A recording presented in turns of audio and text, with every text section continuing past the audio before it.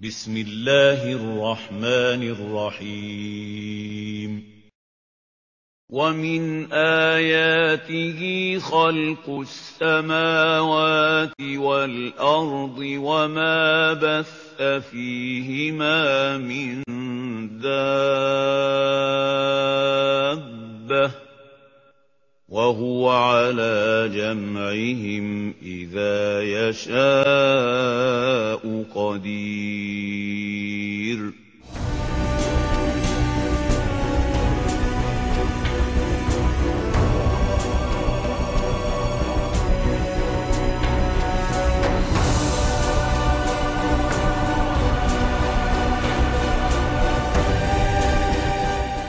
Di antara ayat-ayat tanda-tandanya ialah menciptakan langit dan bumi dan makhluk-makhluk yang melata yang Dia sebarkan pada keduanya. Dan Dia Maha Kuasa mengumpulkan semuanya apabila dikehendakinya.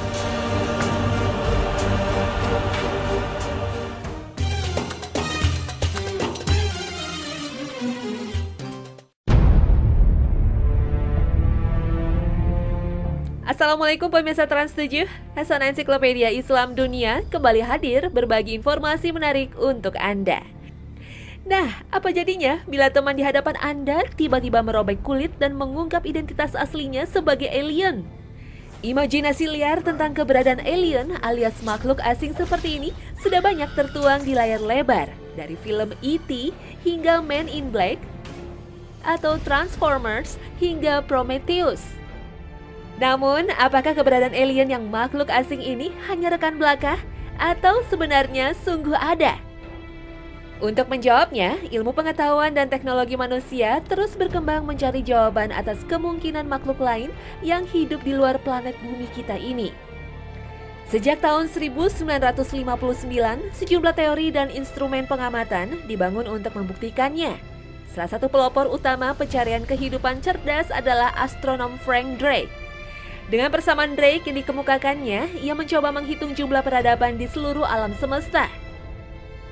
Untuk mendukung teorinya, pada tahun 1960, ia mengamati dua bintang seukuran matahari dengan teleskop radio berdiameter 25 meter di Green Bank, Virginia Barat, Amerika Serikat. Pengamatan selama 4 bulan itu tidak memperoleh sinyal radio apapun yang kemungkinan dipancarkan makhluk cerdas lain. Govert Scaling dan Alan M. McRobert dalam The Chance of Finding Alien di majalah Sky and Telescope bulan Desember 1998 menyebut kegagalan pencarian makhluk luar angkasa selama hampir setengah abad saat itu dinilai kelompok pesimis bukan karena kesalahan teori, tetapi karena hasil pengamatan memang tidak menunjukkan adanya kehidupan cerdas lain. Jika kehidupan cerdas itu memang ada dalam usia alam semesta yang lebih 13 miliar tahun ini, seharusnya gelombang yang dipancarkan mereka sudah sampai ke bumi. Kelompok yang optimis menilai tidak diperolehnya informasi kehidupan cerdas lain karena karakter mereka yang memang tidak ingin menunjukkan diri atau mereka tidak tertarik dengan kehidupan bumi. Bisa juga karena teknologi mereka lebih rendah dibandingkan dengan teknologi manusia di bumi. Kegagalan itu tak mematahkan semangat. Search for Extraterrestrial Intelligence atau SETI pada 2007 mengoperasikan sistem teleskop radio Allen. Sebanyak 42 dari 350 piringan teleskop radio sudah difungsikan pada Mei 2009 untuk mencari sinyal-sinyal makhluk cerdas di luar bumi. Gabungan teleskop radio yang masing-masing berdiameter 6,1 meter itu dinilai lebih efisien dibandingkan dengan membangun teleskop radio piringan tunggal yang berdiameter hingga ratusan meter. Teleskop ini akan menyisir hampir sejuta bintang satu persatu. Dengan melibatkan berbagai ahli dari berbagai bidang, mulai astronomi, mikrobiologi, hingga ahli komputer, mereka berharap akan memperoleh tanda-tanda kehidupan dari tetangga penduduk bumi. Usaha lainnya dalam menemukan kehidupan di luar angkasa mengarah kepada planet-planet di luar tata surya atau exoplanet. Di antaranya penemuan planet yang serupa kondisinya dengan bumi yang diberi nama planet Kepler 22b. Planet ini terletak sejauh 600 tahun cahaya dari bumi dan mengitari bintangnya pada zona Goldilocks, yakni wilayah yang dapat ditinggali makhluk hidup sebagaimana bumi terhadap matahari. Sejak teleskop Kepler diluncurkan NASA pada Maret 2009 lalu, telah ditemukan 2.326 eksoplanet. Dari jumlah sebanyak itu, hanya 48 planet yang masuk dalam zona Goldilocks dan hanya 10 planet yang bentuknya mirip dengan bumi dan berputar mengelilingi mataharinya, dan salah satunya adalah Kepler 22b. Pencarian wilayah yang bisa ditinggali manusia ataupun terdapat makhluk hidup bukan hanya di eksoplanet saja, namun juga di planet tetangga sebelah kita yaitu Mars. Para ilmuwan ruang angkasa seluruh dunia telah lama memendam rasa ingin tahu tentang misteri planet Mars. Apakah pernah ada kehidupan di planet merah yang berjarak 500 juta kilometer dari bumi ini? Tak heran sejumlah negara maju telah melakukan rencana-rencana spektakuler untuk mengeksplorasi Mars. Sejauh ini, dari 37 kali pengiriman misi ke Mars, sebanyak 2/3-nya mengalami kegagalan masuk orbit planet merah tersebut. Sementara yang sukses menjelajah permukaan planet Mars saat ini adalah Curiosity, wahana penjelajah yang mulus mendarat pada tanggal 6 Agustus 2012. Ditaksir senilai 2,5 miliar dolar Amerika, Curiosity meluncur tanggal 26 November 2011 dari bumi dan berhasil menembus atmosfer Mars dengan kecepatan 24.000 km per jam. Lalu mendarat di kaki gunung yang berlapis-lapis di ketinggian 5 km di dalam kawah Gale, planet Mars. Kawah tersebut membentang sepanjang 100 mil setara dengan gabungan wilayah Connecticut dan Rhode Island. Para ahli geologi planet ingin mencari tahu lebih lanjut karena data dari Mars Reconnaissance Orbiter, wahana pengintai dan penjelajah Mars dari orbit, menunjukkan bahwa dasar kawah itu pernah basah karena air. Para ilmuwan juga berpendapat bahwa tempat itu mungkin penuh dengan materi organik, senyawa karbon yang merupakan bahan kimia kunci sebagai dasar pembentuk kehidupan. Setelah mengamati eksoplanet nun jauh di sana, hingga ke planet terdekat yaitu Mars, tanda kehidupan dari luar angkasa diamati pula dari meteor yang masuk ke bumi. Fosil kecil dalam sampel meteor jatuh di Sri Lanka, desa Polonnaruwa pada tanggal 29 Desember 2012 dianggap bukti adanya kehidupan di luar bumi. Wickramasinghe, seorang direktur Buckingham Center for Astrobiology di Universitas Buckingham, Inggris, menemukan karakteristik mikrostruktur dan morfologi kelas di atom terestrial. Lalu menyimpulkan bahwa adanya struktur semacam ini di luar angkasa dapat ditafsirkan sebagai bukti tegas adanya biologi atau bukti kehidupan di luar planet bumi. Wickramasinghe dan astronom Sir Fred Hoyle mengembangkan teori panspermia yang menyatakan adanya kehidupan di seluruh alam semesta dan disebarkan melalui meteor dan asteroid. Identifikasi fosil di atom yang merupakan kelompok alga plankton bersel tunggal dalam meteorit Polonnaruwa dinilai layak dan tidak diragukan. Sementara astronom Phil Plait menentang temuan Wickramasinghe. Dia menyatakan bahwa diatom yang ditemukan pada meteor berasal dari jenis gangga, tanaman hidup mikroskopis, spesies air tawar yang ditemukan di bumi. Dan Wickramasinghe tidak menyangkal bahwa sampel meteor yang dianalisa mengandung diatom air tawar. Bukti mikroskopis pada sampel meteor jatuh di Sri Lanka tentunya berdampak provokatif. Tapi, apakah benar-benar membuktikan adanya kehidupan di luar bumi? Masih perlu penelitian lebih lanjut.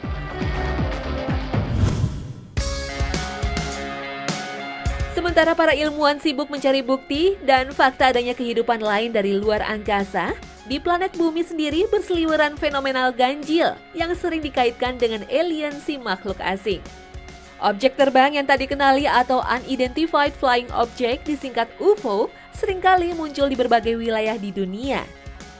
Istilah UFO mulai populer di dunia saat Kapten Edward J. Ruppelt mengenalkannya di tahun 1952 dalam catatan proyek birunya yang berjudul The Report on Unidentified Flying Object.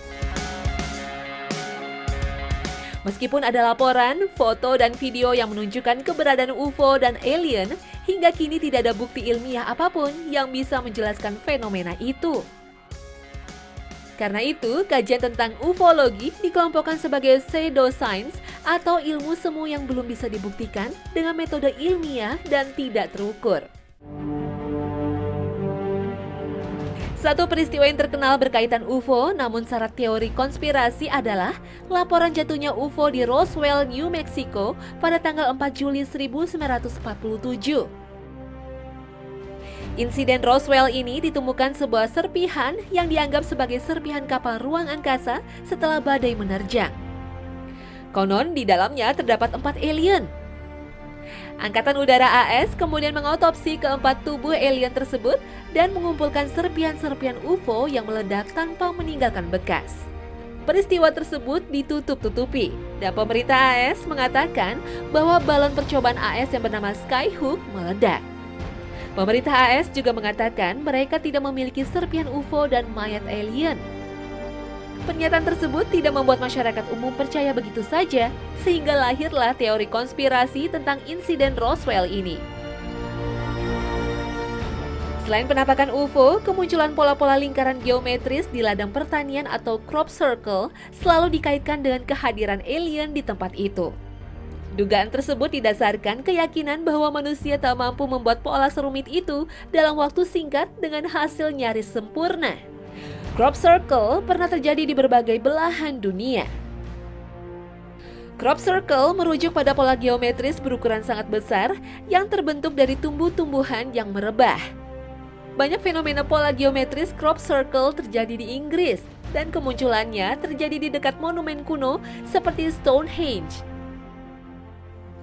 Pada Mei tahun 2010, suatu formasi terbentuk di Salisbury, Inggris. Formasi ini terlihat di kawasan situs prasejarah Old Sarum yang menjadi tempat ditemukannya bukti kehidupan manusia dari tahun 3000 sebelum Masehi. Crop circle di Inggris seringkali ditemukan mulai April setiap tahunnya. Jumlahnya memuncak pada Juli dan Agustus. Pada 2009 di Oxfordshire terlihat pola berbentuk ubur-ubur. Pola unik ubur-ubur ini adalah yang pertama di dunia. Crop circle juga ditemukan di Italia hingga Brazil. Sementara crop circle di Sleman, Yogyakarta diklaim sebagai crop circle pertama di Indonesia. Selain disebabkan oleh sesuatu yang belum dikonfirmasi seperti UFO, crop circle disebabkan oleh gerakan liar hewan atau manusia sebagai karya seni. Seperti sebuah crop circle berbentuk manusia bersayap kupu-kupu ditemukan di selatan Belanda dekat kota Goes pada bulan Agustus 2009. Ini adalah crop circle terbesar di dunia yang pernah ditemui dengan ukuran 530 x 450 meter. Sekelompok orang dari Project Atlas membentuk crop formasi ini sebagai simbol keindahan sekaligus kerapuhan manusia. Sementara fenomena crop circle yang terbentuk di dalam air merupakan hal yang baru seperti yang ditemukan di Laut Amami, Ashima, selatan Jepang. Seorang fotografer Jepang Yoji Okata mendokumentasikannya. Namun hal ini segera diketahui penyebabnya. Lingkaran terpola itu diciptakan oleh seekor ikan gembung atau pufferfish dengan menggunakan siripnya. Sang ikan membutuhkan waktu beberapa hari untuk menyelesaikan karya tersebut. Tujuan pembuatan karya ini rupanya untuk memikat ikan gembung betina. Semakin tinggi dan rumit pola gundukan lingkaran itu, betina semakin tertarik. Setelah itu, mereka berkembang biak. Crop circle itu jadi tempat bersarangnya telur-telur mereka.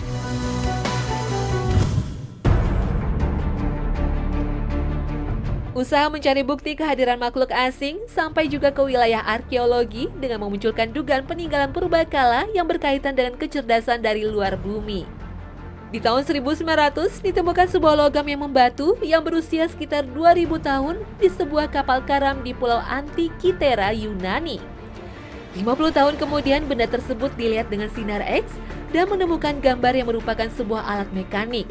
Penemuan ini membuat para ahli arkeologi kebingungan karena pada saat itu bangsa Yunani tidak akan mungkin membuat benda mekanik serumit itu.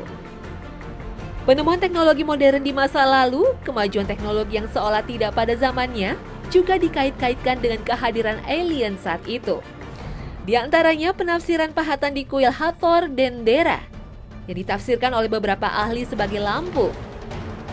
Juga ditemukan baterai kuno dari Baghdad. Temuan lain yang dikaitkan dengan alien adalah garis Nazca yang terletak di Gurun Nazca, Peru.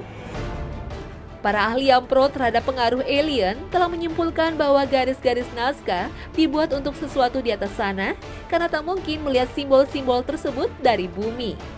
Spekulasi yang muncul, garis-garis naskah adalah sebuah landasan semacam pesawat terbang.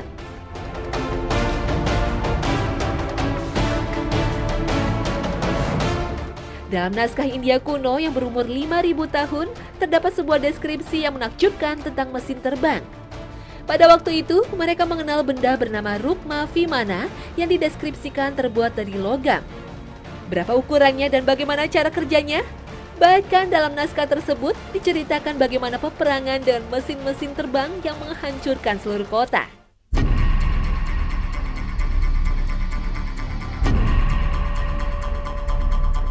Ilustrasi yang dianggap signifikan untuk mendukung teori tentang keberadaan alien purba terdapat di piramid Palenque, Meksiko. Di dalamnya terdapat sebuah karya yang menakjubkan. Bangsa Maya memahat seseorang yang duduk di dalam ruang kontrol semacam kapsul sedang mengoperasikan pesawat antariksa. Orang yang ada di dalam kabin tersebut adalah King Pakal yang dianggap sebagai dewa dan merupakan makhluk raksasa dengan tinggi sekitar 7 kaki. Di kompleks kuil Teotihuacan, para ahli yang mempercayai ada campur tangan alien di zaman purba menemukan penataan kompleks yang mirip dengan posisi tata surya kita. Pola yang sama juga ada di susunan batu Stonehenge bila dilihat dari atas. Bukti lain yang diajukan adalah kompleks peninggalan Puma Punku di dataran tinggi Bolivia. Dari segi kualitas pengerjaan batu di Puma Punku sangatlah sempurna, seperti dikerjakan oleh mesin untuk memotong dengan ukuran tertentu. Tiap-tiap batu mempunyai bentuk dan ukuran yang sama persis, padahal material-material batu yang digunakan adalah batu diorit dan granit. Salah satu batu yang paling keras yang hanya bisa dikalahkan oleh berlian. Para arkeolog memperkirakan alat yang digunakan oleh suku Aymara mungkin memiliki mata berlian atau berbahan berlian. Namun, tak seorang pun arkeolog yang mampu memperkirakan atau mencoba merekonstruksi bagaimana Indian Aymara membuat blok-blok batu tersebut.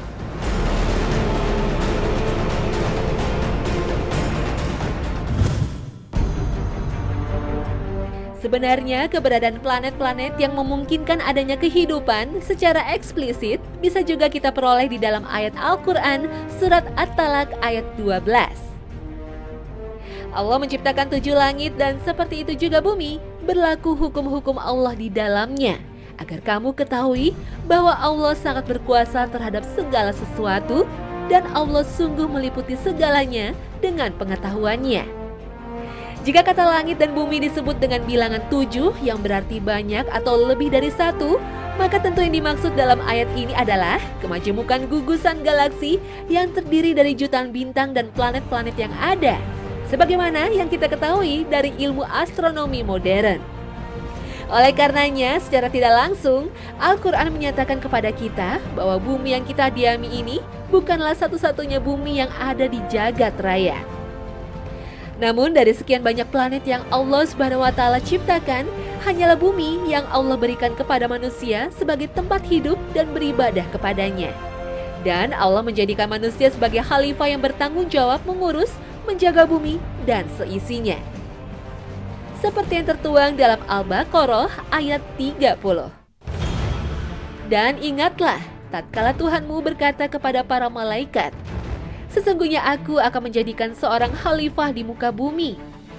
Mereka berkata, mengapa engkau hendak menjadikan khalifah di bumi itu orang yang akan membuat kerusakan padanya dan menumpahkan darah? Padahal kami senantiasa bertasbih dengan memuji engkau dan mensucikan engkau. Tuhan berfirman, sesungguhnya aku mengetahui apa yang tidak kamu ketahui.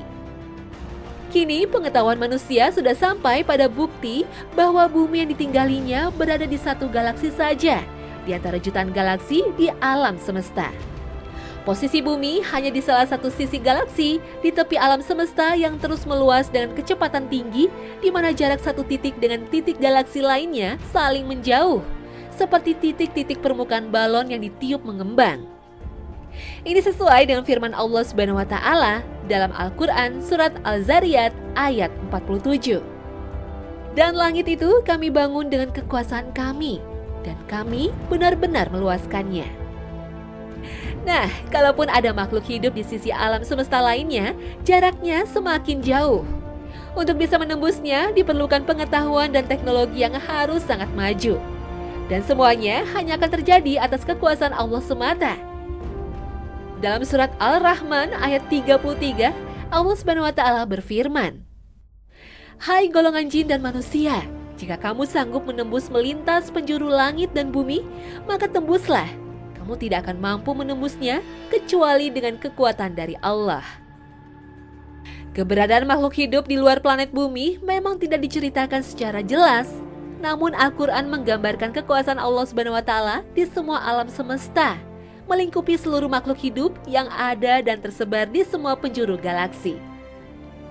Coba perhatikan dua ayat ini. Dalam surat Asy-Syura ayat 29, Allah SWT berfirman, وَمِنْ آيَاتِهِ خَلْقُ السَّمَاوَاتِ وَالْأَرْضِ وَمَا بَثَّ فِيهِمَا مِنْ دَابَّةٍ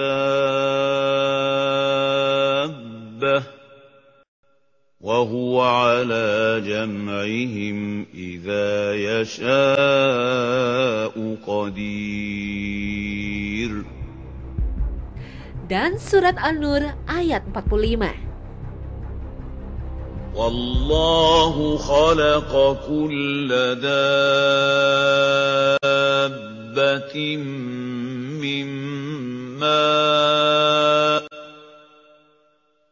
فَمِنْهُم مَّن يَمْشِي عَلَى بَطْنِهِ وَمِنْهُم مَّن يَمْشِي عَلَى رِجْلَيْنِ وَمِنْهُم مَّن يَمْشِي عَلَى أَرْبَعٍ ۚ يَخْلُقُ اللَّهُ مَا يَشَاءُ ۚ إِنَّ اللَّهَ عَلَى كُلِّ شَيْءٍ قَدِيرٌ. Melalui surat Asy-Syura ayat 29, kita memperoleh gambaran dari Al-Quran bahwa Allah telah menyebarkan dabah di semua langit dan bumi yang telah diciptakannya. Pengertian dari istilah dabah ini sendiri bisa kita lihat pada surah An-Nur ayat 45, yaitu makhluk hidup yang memiliki cara berjalan berbeda-beda. Ada yang merayap seperti hewan melata, ada yang berjalan dengan dua kaki sebagaimana halnya dengan manusia, dan ada pula yang berjalan dengan 4 kaki. Dalam bahasa Arab, dabah memiliki makna makhluk hidup yang memiliki jasad kasar, baik jantan maupun betina, baik berakal maupun tidak berakal. Sehingga makhluk hidup seperti manusia, alien, hewan maupun tumbuh-tumbuhan dapat digolongkan sebagai dabah. Sedangkan makhluk halus seperti jin dan setan bukan termasuk dabah. Wallahu a'lam bishawab.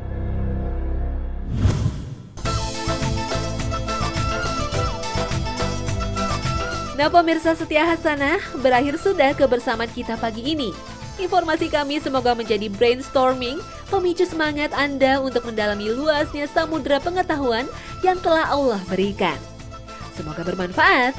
Wassalamualaikum warahmatullahi wabarakatuh.